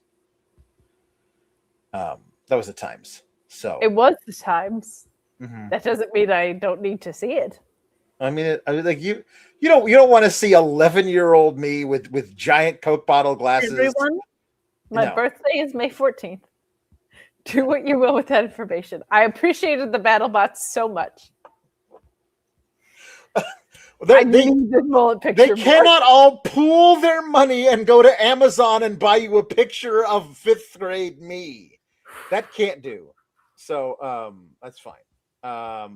Anyway.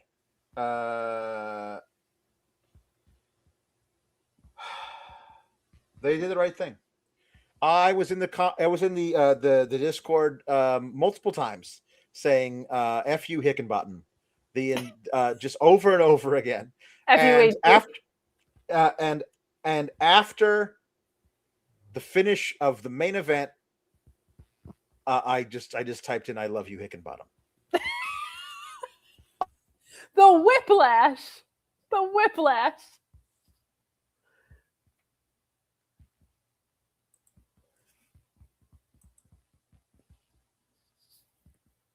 Am I here? Is Alex here? Who's not here right now?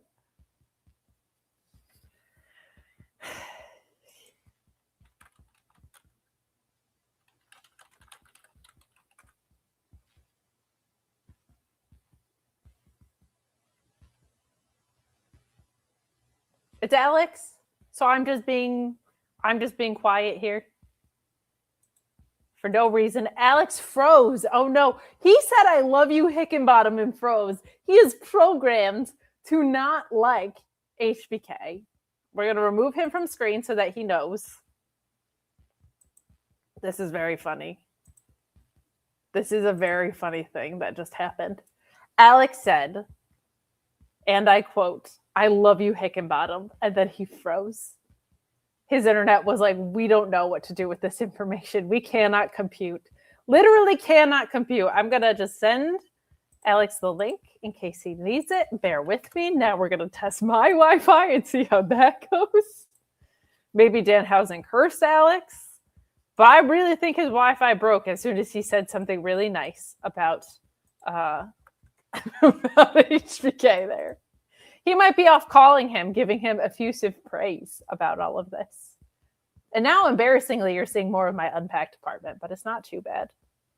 The BattleBots you guys bought me is packed up back in the box. I was very responsible with it. This main event was really good. I don't want to talk too much about it because I want Alex to be able to come back. Hickenbottom hacked Alex. I love this. I love this so much. This is very funny. Oh, okay, Alex is back.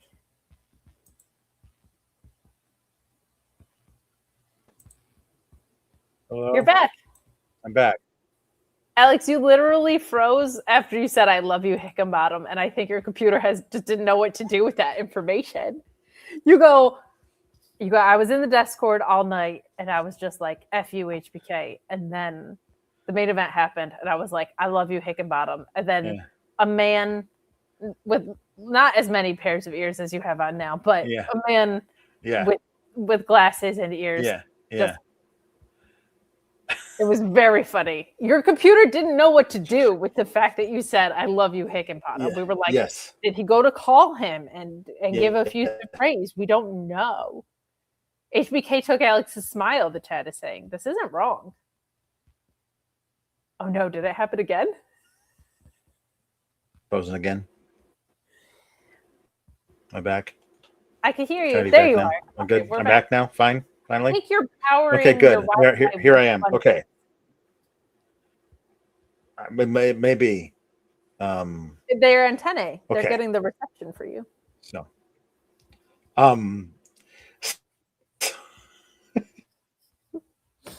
of ages says, in the future, I want to see Alex do this. Has exponentially more ears bit, except with realistic human ears. That would be very funny. They're gonna be like, my God, Alex has a cauliflower You wouldn't ear. be able to see them though, because they're underneath it. They're You just start, underneath like, the popping headphones. out. So. Yeah. So this match was, for a match that has Joe Hendry in it, I really enjoyed this match. That's funny and mean. I mean, it's true. Like, I don't enjoy Joe Hendry matches. It's true. I don't. You do not. He's not for me. But I love Ricky Saints. I love Ethan Page. I love the two of them together. They're dynamic. Some of the interplay, man, I don't know. It's rarer than it used to be, but there have been a lot of big multi-man singles match. You know, like they're all going for the same singles title, but two of the competitors are loosely defined allies, if not tag team partners. And tonight found so many new things for that scenario. Like let's both pin him together. Like they argued, I'll pin him. No, I'm gonna pin him. No, not you. I'm gonna pin him. And then next time, let's pin him together. And the guy kicks out, obviously. But the question then arises: would they both be champion? Like, which is an interesting thing to like. And like, I was like, please do it, because I thought there was no prayer for Tony D to win. But the idea of Ethan Page and Ricky Saints sharing custody of the NXT title. Like, I'll get it on Tuesdays and Thursdays. You get it Monday, Wednesday, Friday. No, I want it on Tuesdays. Well, why do you get it on Tuesdays? Because that's the day the show is on. Like, that would be so much fun. And honestly, I video think packages of them meeting up at a rest stop to hand the title off. Like a yes, I love the two of them together. I love them working together. Okay, that didn't work. How about this? You go up there and do a superplex, and then I'll do the big splash, says Ethan. And Ricky does it, and then Ethan does the big splash to Ricky, and then says, sorry, bye, and he covers Joe Hendry, who kicks out. And then Ricky spears Ethan and says, sorry, bye, and covers Joe Hendry. This was so much fun. And the whole thing I was watching was going like, man, the whole deal seems to be built around, we cannot allow Tony D to be involved in this because he is stronger than all of us put together. And anytime he got in the ring to do stuff when he wasn't being double teamed on the outside, he proved that point correct. Because he was when he got into the suplexes, he did the thing when Ricky just tried to Fez press him, and he just caught him, and then just got up underneath him and heaved him over his head like he was nothing. Like he was nothing. Like he was a duffel bag. Like it was friggin' awesome. They made him look so good that I thought it's not a chance that you make a guy look this good and have him win in a match like this, because that's just not usually when you put in the dude who's the powerhouse in a fatal 4-way, that guy is made to look like an absolute world beater, and he would easily mop the floor with any one of these guys, but in this scenario, everybody else keeps ganging up on him and he can never get any traction. But whenever he does get traction, he's tossing everybody which way. Fantastic. But at the end, he's just the guy who doesn't get pinned because he got ganged up one last time. And I was so concerned that was what they were going to do with Tony D. But it's not, because he hulks up through Joe Hendry trying to beat him down. He just comes back. Looking like if Kenny G never picked up a soprano saxophone and spent his entire life being a lumberjack. That's what this guy looks like, and I can't get it out of my head. He just flinging. He looks so great doing all of this stuff.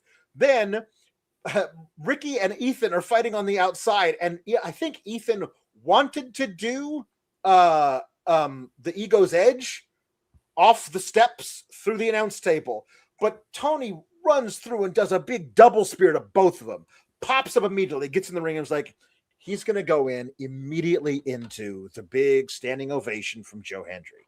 They again, and he's going to be the one who gets pinned because he just walked right into the finisher of Joe Hendry. Everybody loves Joe Hendry because, you know, Booker T sings his song and everyone loves Booker T. So, but instead he gets out of the standing ovation and hits another big spear. He had a bunch of big spears on people. My goodness. And then he hits that giant big Farouk spinebuster that that they're now calling Dead to Rights, which I love as a finisher name, and it fits it so great. He even brought back the forget about it, the like twisting fisherman suplex. That's my favorite move he does, honestly. It's really cool. His suplexes are all great right now. But I love that they brought it back, but it is not his finisher anymore. His finisher now is this giant thing, and he does it to Hendry. And when he was in there with just because I knew that Ethan, it had been long enough into the match that we knew that Ethan and Ricky were not getting up from the rubble of that table. It's just him and Joe. And I, again, instead of saying, please don't be this stupid, I was saying, oh, please do the right thing. Please do the right thing. Come on, please do the right thing, please. And then he pinned him. And I'm sitting here, I was watching it in my office, watching this TV here, and I literally did this, yay! Out loud.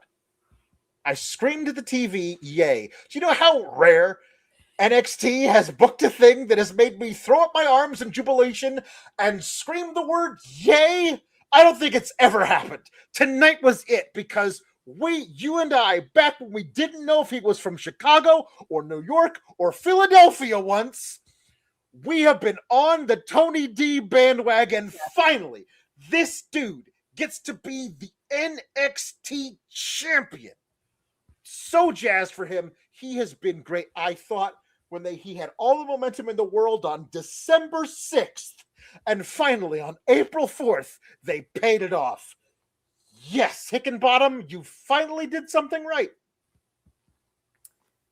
For anyone who wonders, like, about Alex and I being sour, mostly Alex, but me too, it's because, like, they are capable of doing this, and they actively give you so much less in so many other places. They are.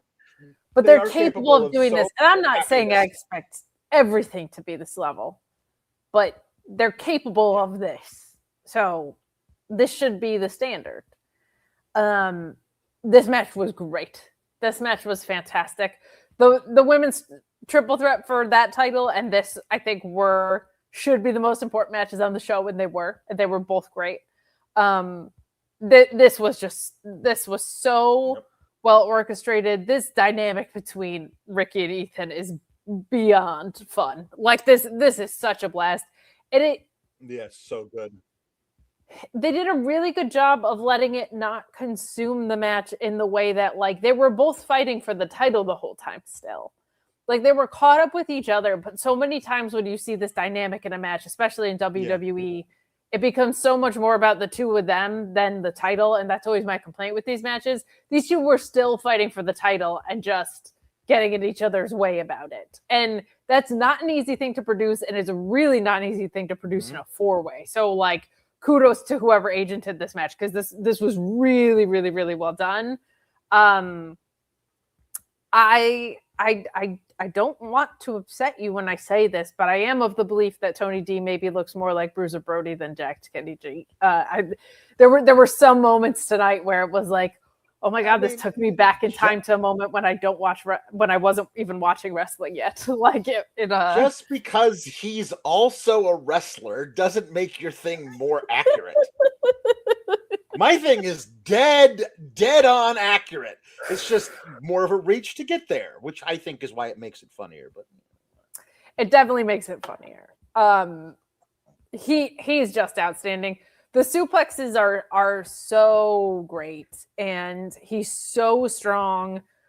Everyone in this match also knows how to sell, and that helped a lot. Like when Ricky was getting tossed around like he was a toddler in this, like he knows how to sell his ass off and how to take these bumps and make them look even better. I'm such a fan. I just love a good fisherman suplex too. Like that's just one of my top I like a snap, and I like a fisherman.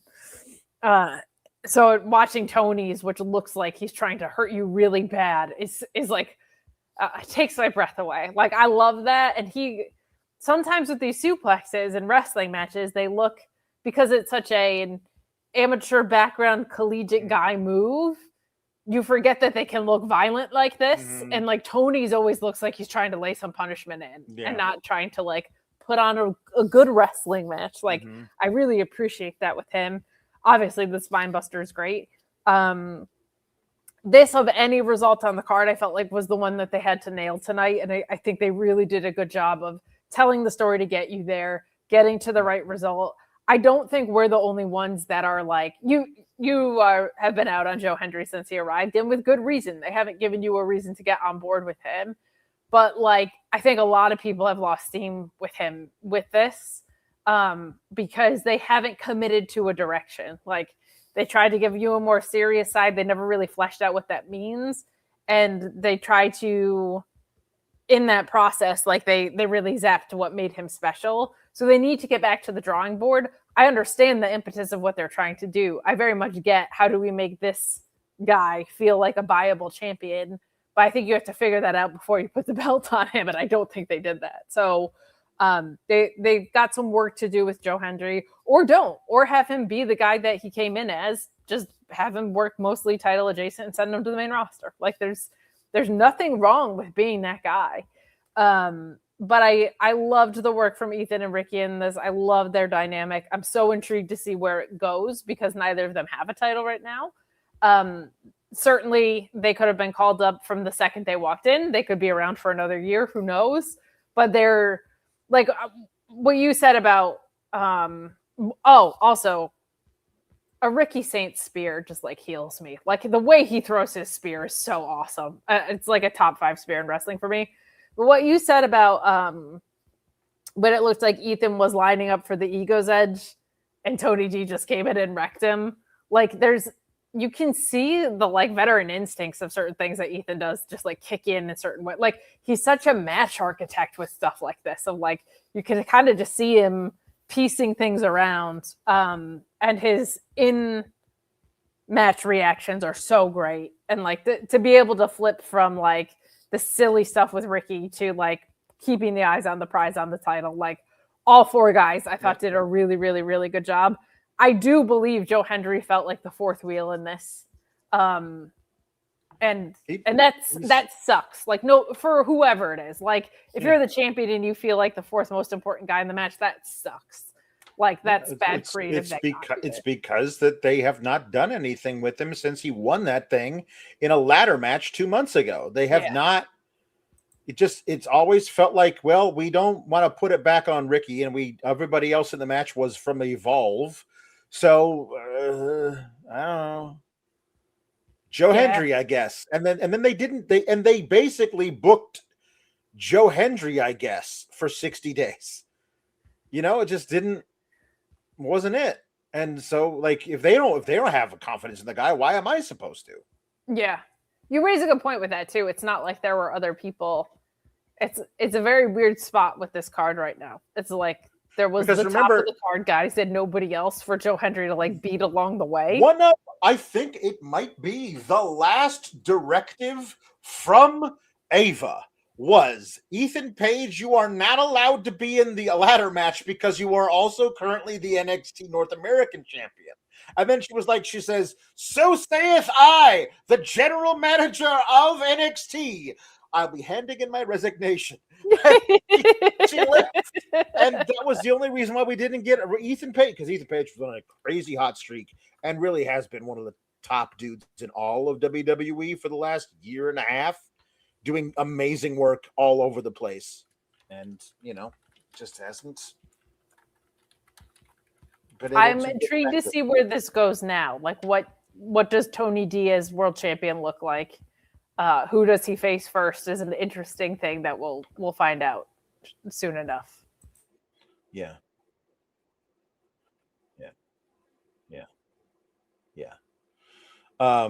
Okay. Tim McFall trying to help us, but we're uncultured swine. Says Tim McFall says, y'all need to learn another language. Listening to commentary in another language makes the show so much better. French commentary treats it like a sport. Apparently, somebody in the Discord was listening to it through the Italian commentary, and they went crazy for Tony D winning. So that does not surprise me. That's probably a view that they should put on social media. Honestly, that's got to be so cool. Yeah. And I'm learning Japanese. It's a very complicated and fast moving language. So give me some time. I'll get there.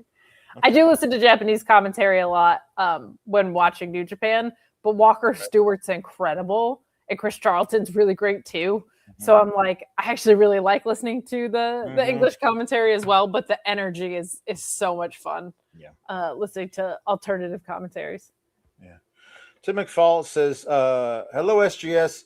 Happy Easter to those who celebrate. The bunny delivered a good show. It's an Easter miracle. The only thing that would make it better is to hear Dusty's reaction to his son's night yesterday. He got clicked in the private parts by a punter. He did. That's low. I mean, honestly, everybody's cheering. Now, listen. Okay, so here's what we're gonna do, because I'm saying from the royal we, as in everybody who runs WWE these days. Even my old pal Hunter, who God bless him, seems to not know which end is up right now. He has said, "Well, we should definitely have a big brawl between Randy Orton and Cody Rhodes in Randy Orton's hometown. We were already having a problem with Randy Orton getting cheered everywhere, so let's have him kick the ass of Cody Rhodes. And when Cody Rhodes fights back, everyone's gonna boo him. That's great. Oh, I know what we'll do. We'll save the whole thing with a punter from the Indianapolis Colts who does a radio show and a podcast, and that guy is going to show up and kick Cody Rhodes in private parts, and everyone's going to be like, wow, this is a great idea. Unanimous praise for this fantastic idea. Just the praise. Unanimous. That's all I got to say about that. It was quite a brawl, you said, right? A brawl? Yeah, a brawl. Yeah, it was something else. There's so much history between Cody and Randy that they just like completely dismissed to do this angle. I'm wondering history-wise, like, I don't know, Randy said wrestling has more than one royal family. What are your thoughts on Bob Orton? Because we're talking dads at this point. That's true. But Bob, again, the thing, I thought Bob was in line at the buffet, but that was Dory Funk. The cowboy hat threw me off. So, I have no qualms with Bob. Okay. Bob and I get along. Used to get along fine. I don't know. Maybe he's an asshole now, but I remember him being a fine, upstanding gentleman. Okay. But his son sure does love beating up my son, and the odds makers over there at BetOnline AG. They say that the Randy Orton is favored to beat my son. He's a -210 favorite. It's very kind of you to throw it back to us. If you use the code FIGHTFUL, of course you get bonus cash incentives. You get that extra money for using the code FIGHTFUL at BetOnline AG. So thank you so much for throwing that segue. Do you do a lot of betting on wrestling in Wrestler Heaven? Oh yeah, we got a casino up here, so we're betting all the time. That's what. Yeah, I didn't know if you were yeah. like, I'm more of a blackjack guy, but like no. you're betting on the game. Yeah, listen. I won a buttload on that last second shot in the Elite Eight when UConn with that kid who Okay. he's got the guy with the hair. And he hit that guy with the hair from the Vanity Project, the guy with the hair, Brad Baylor. The kid that hit the shot to beat Duke, he's got the guy with the hair. And anyway, I won a buttload on that. But anyway, planning on betting against my boy Cody so I can win some money. Oh, you're willing to get a bet against your own son? Okay. If it makes me money, of course. I have a question for you before you get out of here, Dusty, too. Yeah. Sex YY. Yes. They did if you ain't down with Stand and Deliver, we got 2 words for you. Sure seemed like she said the F it instead of suck it. Mm-hmm. What are your thoughts on Sex YY, and how do you feel about that DX catchphrase? Well, does the Y in both instances stand for yes? Because that's what I used to say to my wife was sex, yes. Oh, okay. I don't think that's what it stands for, but I like where your head's at. That's like a good, if you're wondering what those Y's are there for, that would make sense. Yep. You could use Blue Chew Golds too if you have some people saying yes to you a few times. You know what I mean? Sure. I mean, I'm dead now, but it's fine. You were so good about our sponsors earlier. I just thought. Oh yeah, it's fine. You know, Squarespace. Did we do that one? Anyway, I gotta go. Bye.